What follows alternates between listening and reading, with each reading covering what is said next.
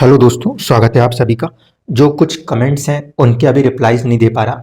आगे कुछ समय के बाद सारी चीज़ों को देखकर आप लोगों के भी रिप्लाईज कर दूंगा, उसको लेकर परेशान मत होइएगा। आज जिस चीज़ को डिस्कस कर रहा हूँ उसको एक बार थोड़ा अच्छे से समझिएगा। पिछले 2-4 दिनों से जब लोगों से बातचीत हो रही थी तो एक कॉमन पॉइंट लोग निकाल के लेके आ रहे थे। वो क्या कि वो अष्टक वर्ग को, जो उसके पॉइंट्स होते हैं, अष्टक वर्ग के जो पॉइंट्स होते हैं वो उसको भाव के बल के रूप में देखने लग रहे हैं। ऐसा कहीं पे भी मेंशन्ड नहीं मिलता कि अष्टक वर्ग के जो पॉइंट्स हैं उसको देखकर आप ये कह दो कि वो भाव मजबूत है। ठीक है, पहली बात, अष्टक वर्ग किसी भाव के बल को नहीं दर्शाता। इस बात को अच्छे से याद रखिएगा। एक जातक का फोन आया, उन्होंने ये बोला कि मेरा ये ग्रह इस अष्टक वर्ग में 2 पॉइंट पे बैठा है तो वो कमजोर हो गया, और कोई ग्रह 5 पॉइंट पे बैठा है तो वो बलवान हो गया। स्ट्रेंथ षडबल का हिस्सा होती है।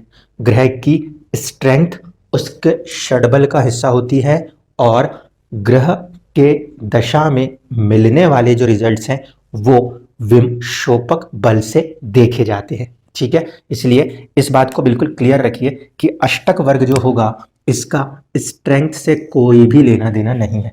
अगर स्ट्रेंथ की बात आएगी तो एक आएगा षडबल, ठीक है, षडबल, दूसरा आएगा विमशोपक बल। ये दो इंपॉर्टेंट हैं जब कभी भी स्ट्रेंथ की बात होगी। और इसके बाद जब भाव में स्ट्रेंथ की बात आएगी तो वहां पे चीज आएगी भाव बल। इस बात को ध्यान रखना, कभी भी इसमें कंफ्यूज मत हो जाना कि अष्टक वर्ग में किसी भाव में पॉइंट्स होने का मतलब होता है कि भाव बलवान हो गया। ऐसा कुछ नहीं है, वो भाव के बल को नहीं दिखाता, ये याद रखना। अब षडबल और विमशोपक बल में समझ लीजिए। षडबल को हम ज़्यादातर यूज करते हैं उस केस में जब हमें दो ग्रहों के बीच में कंपैरिजन करना हो। ठीक है, अगर कोई भी दो ग्रह एक भाव में साथ में बैठे हैं तो जिस ग्रह का विमशोपक बल, जिस ग्रह का षडबल ज्यादा होगा वो ग्रह उस पर्टिकुलर भाव के अंदर अपनी स्थिति को ज्यादा अहमियत के साथ दर्शा सकता है। तो जब कभी भी दो या दो से ज्यादा ग्रहों की कहीं पे भी युति होती है, ऐसे स्थिति में षडबल ये बताता है कि कौन सा ग्रह डोमिनेट होकर दूसरे के ऊपर चल सकता है, उन दोनों ही ग्रहों के षडबल को कंपेयर करके। विमशोपक बल जो है ये इसलिए अहमियत रखता है कि जब भी कोई ग्रह अपनी दशा या अंतरदशा में चलेगा तो आपकी कुंडलियों के हिसाब से जो षोडश वर्ग कुंडलियां हैं उन 16 वर्गों में ग्रह ने क्या स्थितियां रखी हैं उसके हिसाब से उसका क्या बल है। अगर विमशोपक बल अच्छा है ग्रह का तब उसकी दशाएं, अंतरदशाएं, प्रत्यंतर दशाएं अपने रिजल्ट्स को कन्वर्ट कर पाती हैं। नहीं तो एक भूमिका सी रहती है कि चीजें होती हुई दिख रही हैं लेकिन कंप्लीट होकर हाथ में नहीं आती। इसलिए ग्रहों के लिए होता है षडबल और विमशोपक बल। इसके बाद भाव जो है, भाव क्या दर्शाता है? भाव दर्शाता है एक तरीके से स्टोरिंग कैपेसिटी। ठीक है, तो स्टोरिंग कैपेसिटी के बल को क्या समझेंगे आप? एक कॉमन सा एग्जांपल ले लीजिए। आप लोग जाते हो फ्रिज खरीदने, तो फ्रिज में आपको आता है कोई फ्रिज, मान लीजिए 8 लीटर का फ्रिज है और एक फ्रिज आपके पास है वो मान लीजिए 15 लीटर के लिए। ठीक है, तो ये क्या है? ये इसकी स्टोरिंग कैपेसिटी बता रही है।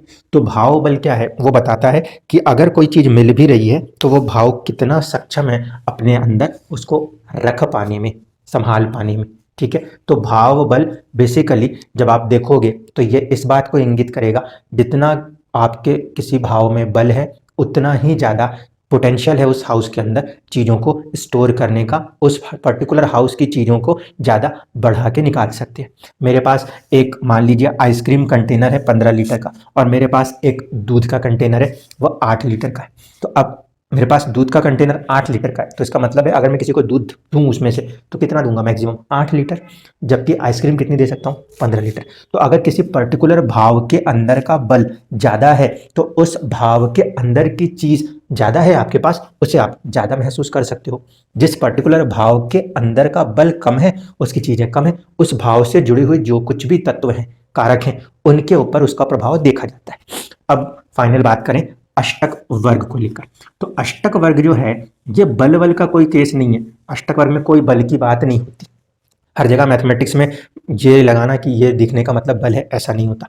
अष्टक वर्ग में क्या है, एक होता है आपका लगन जिसे हम कहते हैं एसेंडेंट, और इसके बाद हमारे पास होते हैं ग्रह। तो ग्रह कितने लिए जाते हैं, एक सूर्य, फिर चंद्रमा, ठीक है, बुध, गुरु, शुक्र या वीनस लिख दूं, फिर शनि, और बचे मंगल।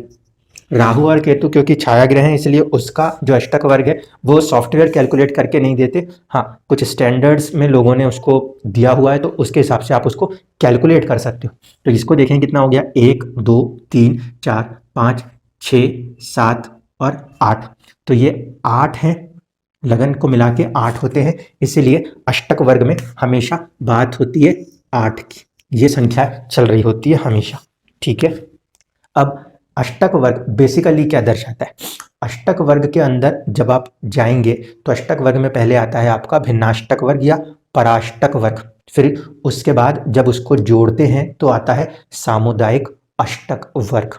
अब इसको देख लीजिए, किसी के भी पास मैक्सिमम कितने होंगे, ये 8 की ही प्लेसमेंट का खेल है, ठीक है। तो कोई सा भी भिन्नाष्टक वर्ग, कोई सा भी जो आपका भिन्नाष्टक होता है, पराष्टक वर्ग के नाम से भी आप देखते हो, तो उसमें आपको मैक्सिमम 8 ही मिलेंगे, यानी कि किसी पर्टिकुलर हाउस को लगन भी सपोर्ट कर दे, सूर्य भी कर दे, चंद्रमा भी कर दे, बुध भी कर दे, गुरु भी कर दे, शुक्र भी कर दे, शनि भी कर दे और मंगल भी कर दे। तो इस हिसाब से मैक्सिमम किसी पर्टिकुलर के रिस्पेक्ट में देखा जाए तो कितने हो सकते हैं, 8 हो सकते हैं। लेकिन यदि ये किसी एक जगह पे पूरे 8 के 8 सपोर्ट करेंगे तो किसी दूसरे भाव में कमी आ जाएगी। इसे जैसे हम पढ़ते हैं conservation of energy and conservation of mass, वही वाली चीज है। कुल मिलाकर वो आपको एक पर्टिकुलर संख्या में ही पॉइंट्स दे सकता है, अगर कहीं पॉइंट्स ज़्यादा मिल जाएंगे तो कहीं पॉइंट्स कम हो जाएंगे, वो स्ट्रेंथ नहीं होती। वो होता क्या है एक्चुअल में, अष्टक वर्ग में ये जो पॉइंट्स बनेंगे आपस में इन 8 का क्या रिलेशन बन रहा है पर्टिकुलर हाउसेस को लेकर, ये इसको दर्शाता है, ठीक है। जब कभी भी कोई पर्टिकुलर गोचर होता है, ट्रांजिट होता है, तो ट्रांजिट होते समय ग्रह जिस भाव में जाके बैठेगा उस पर्टिकुलर भाव के अंदर उस खुद ग्रह के पराष्टक वर्ग को देखा जाएगा। बात को समझना, जब कुंडली में कोई ग्रह किसी भाव में जाके बैठेगा तो उस पर्टिकुलर ग्रह के भिन्नाष्टक वर्ग या पराष्टक वर्ग को आप खोल के देखेंगे, वहां पे आपको ये समझ में आएगा कि ये ग्रह इस गोचर में क्या देने वाला है, ठीक है। अब एक कुंडली को बनाने की कोशिश करते हैं। मान लीजिए कि कोई एक बर्थ चार्ट आपके सामने आ जाए और आप यहाँ पे देख रहे हो कि किसी एक भाव में अच्छे खासे पॉइंट्स हैं, ये लगन होता है आपके लिए। सपोज यहाँ पे आपको दिखे 37 पॉइंट्स है, यहाँ पे आपको दिख रहा है कि 27 पॉइंट्स है। बेसिकली जब हम कैलकुलेशन देते हैं तो ऑन एन एवरेज हम मानते हैं कि 28 के आसपास हैं, तो भाव में ज़्यादातर ग्रह कर्म करने वाले हैं। ये बल नहीं है, ध्यान रखना, ये कोई बल नहीं है, ये बता रहा है कि ज़्यादातर ग्रह उन भाव के अंदर काम करने पर उत्सुक हैं। लेकिन ये ज़्यादातर की बात है ना, सभी की तो नहीं है।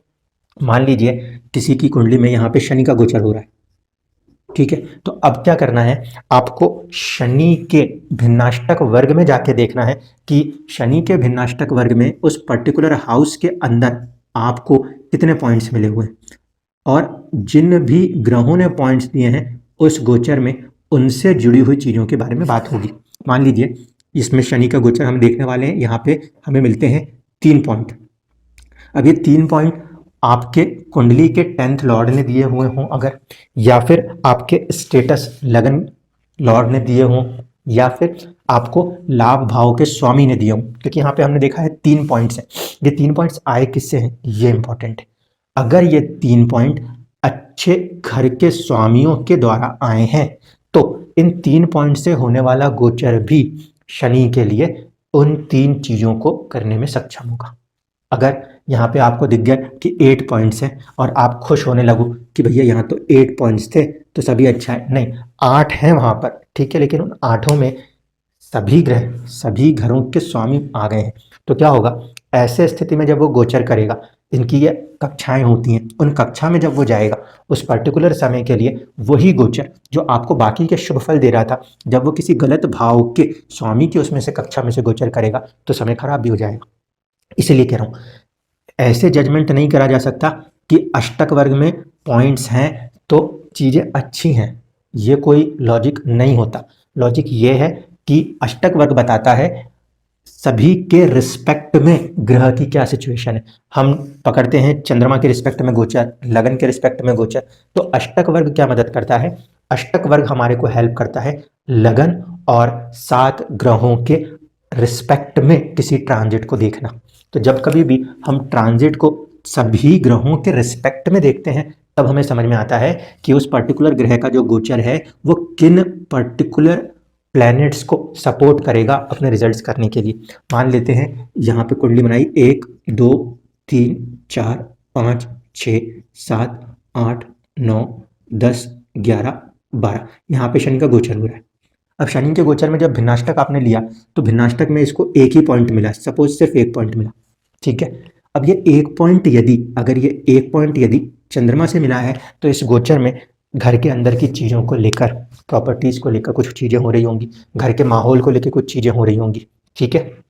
अगर यहाँ पे मान लीजिए ये एक पॉइंट देने वाला ग्रह जो है ये मंगल बन जाए तो हेल्थ, पर्सनैलिटी रिलेटेड और कुछ जिंदगी में बदलाव रिलेटेड बातें करने लग जाएगा, यही शनि का गोचर यहाँ पे बैठ के। अगर ये एक पॉइंट देने वाला ग्रह शनि खुद बन जाता है तो आपके स्टेटस 10th हाउस और आपको गेन सपोर्ट करने लगेगा।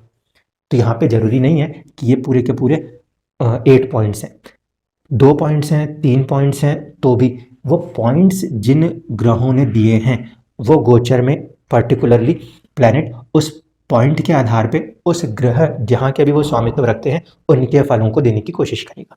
अब मान लीजिए यहाँ पे ये पॉइंट शुक्र से मिल जाए तो मैरिज के लिए और साथ साथ वेल्थ के लिए सपोर्ट करेगा, लेकिन कारकत्व शनि का है दुख, तो वो ऐसा ना कर दे कि शादी और फैमिली के अंदर दुख बना दे, या क्योंकि ये दोनों मारक भाव हैं और वो बीमारी का है तो ऐसी कोई बीमारी दे दे जो अपने आप में मारक प्रवृत्ति बनती हो। इन सारी चीज़ों को यहाँ पे बारीकी से ऑब्जर्व करने के लिए ही हम अष्टक वर्ग को यूज़ करते हैं। अगर ऊपर से ऐसे देख के कहना पड़े कि ये 37 पॉइंट है, भाव बल है, तो फिर वो भाव बल वाला जो पूरे का पूरा चार्ट है उसकी ज़रूरत ही खत्म होगी। सीधी सी बात है। स्ट्रेंथ देखने का अपना तरीका है, यहाँ पे हम इसको स्ट्रेंथ के लिए नहीं देख रहे, यहाँ पे हम ये देख रहे हैं कि कितने ज़्यादा से ज़्यादा ग्रहों ने किन भावों में कर्म को या उसमें अपने मूवमेंट को खुश या दुखी माना है।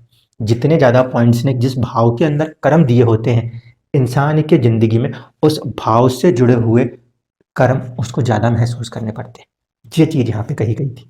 इसीलिए कभी इस आधार पे एकदम से मत आ जाया करिए कि अष्टक वर्ग में जो पॉइंट्स होते हैं वो किसी भाव के बल को दर्शाते, वो भाव में बल को नहीं दर्शाते, वो बताते हैं उस भाव के प्रति दूसरे ग्रहों का कर्म कितना ज़्यादा है।